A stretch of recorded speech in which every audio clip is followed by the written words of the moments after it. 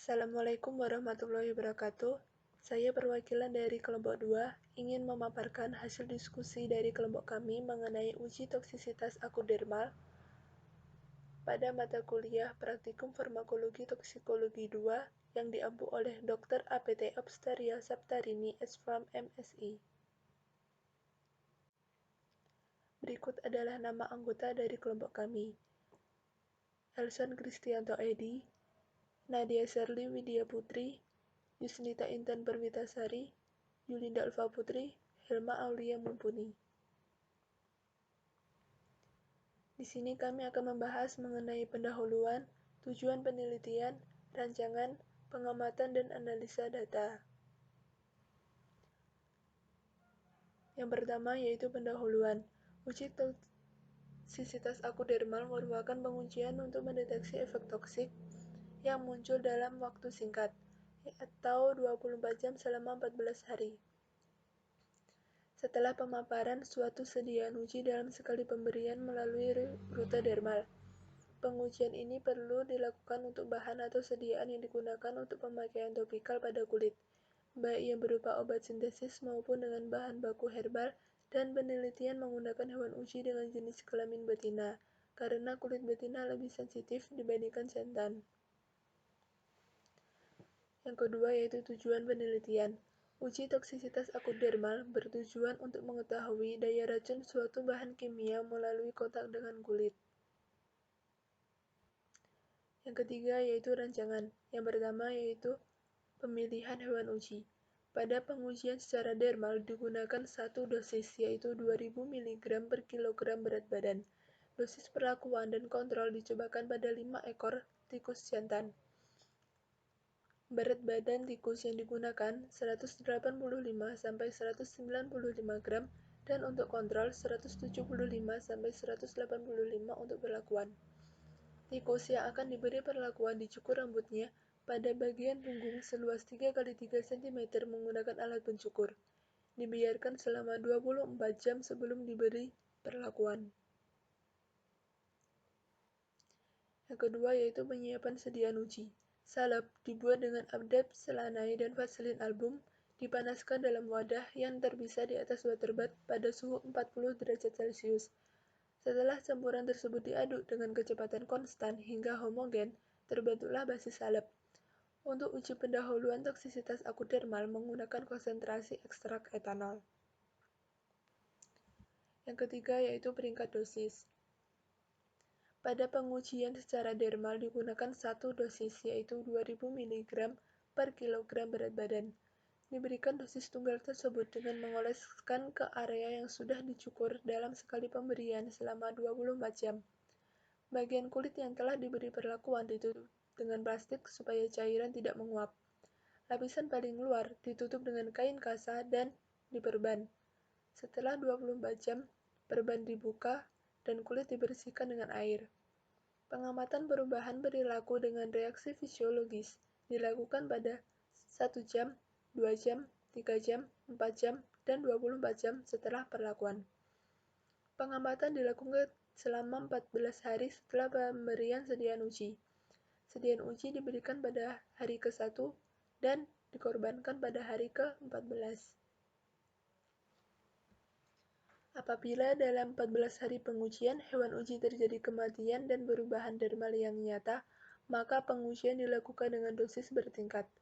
Penempelan bahan uji pada kulit punggung tikus bertujuan untuk memperpanjang kontak antara bahan uji dengan kulit tikus dan memudahkan bahan uji untuk terpenetrasi ke dalam kulit tikus. Penempelan bahan uji dilakukan pada punggung tikus, karena bagian punggung memudahkan untuk pengolesan bahan uji. Bahan yang menempel tidak boleh mengalami gerakan, lepas, ataupun kendor, yang akan membuat kontak dengan kulit cukup lama dan baik. Dilakukan penempelan secara tertutup menggunakan kasa steril, perban, dan plester yang tidak mengiritasi. Hal ini bertujuan untuk menjamin dan membantu absorpsi dari bahan uji serta menghindari dari pengaruh lingkungan. Yang keempat yaitu penyiapan hewan uji. Pengujian pendahuluan toksisitas akudermal menggunakan hewan tikus jantan Sprague Dawley. Hewan tikus yang digunakan sebanyak 5 ekor dengan masing-masing kelompok terdiri dari 1 ekor. Sesaat sebelum pengujian, hewan uji dicukur bulunya seluas 3 x 3 cm dari permukaan tubuh tikus sebagai tempat pemaparan sediaan uji. Waktu pencukuran dilakukan kira-kira 24 jam sebelum diberikan sediaan uji. Yang kelima yaitu cara pemberian sediaan uji. Bahan uji diberikan secara merata pada 10% dari seluruh permukaan kulit tubuh. Bila sediaan uji bersifat toksik, maka pemaparan sediaan uji tidak perlu 10% dari area permukaan kulit. Sediaan uji dipaparkan dengan tipis dan merata. Untuk menjaga sediaan uji tetap menempel pada kulit, area pemaparan ditutup dengan kasa berpori dan dibalut dengan perban elastis serta plester yang tidak mengiritasi selama 24 jam. Setelah selesai periode pemaparan, sisa bahan uji yang masih menempel pada kulit dihilangkan dengan air atau pelarut yang sesuai. Selanjutnya, pengamatan dan analisa data. Untuk pengamatan, periode pengamatan dilakukan tidak kurang dari 14 hari, di mana perubahan perilaku dengan reaksi fisiologis dilakukan pada 1 jam, 2 jam, 3 jam, 4 jam, dan 24 jam setelah perlakuan. Setelah selesai pengamatan, 24 jam perban dibuka. Pengamatan dilakukan sesuai reaksi yang ditimbulkan dari hewan uji. Penilaian klinis. Perubahan pengamatan dilakukan secara mikroskopis, di mana biopestisida tidak menyebabkan perubahan pada gangguan organ visceral lainnya seperti paru-paru, hati, ginjal, otak, usus, lambung, diafragma, dan limfa. Tetapi perlu diperhatikan dengan gejala klinis yaitu hiperlakrimasi, hipersalivasi lemah.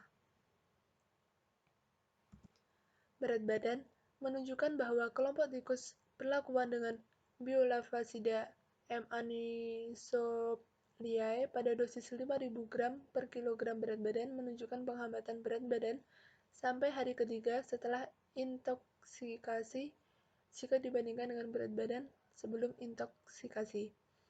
Perubahan patologi diberi perlakuan dengan Biolarvacida M. anisophiae menunjukkan adanya perubahan patologi anatomi yaitu degenerasi hati, dilatasi ventrikel kanan, dilatasi ventrikel kiri, apeks jantung tumpul.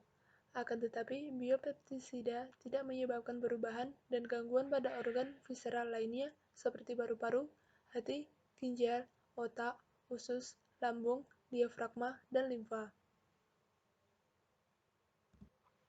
Yang kedua yaitu analisis data dari analisis hasil pengujian pada penentuan LD50, yaitu LD50 tidak dapat ditentukan karena dosis yang digunakan yaitu dosis maksimal dengan dosis 5.000 mg per kilogram berat badan untuk oral dan 2.000 mg per kilogram berat badan untuk dermal, di mana keduanya tidak menyebabkan kematian pada tikus perlakuan dan tidak menimbulkan perubahan patologi anatomi.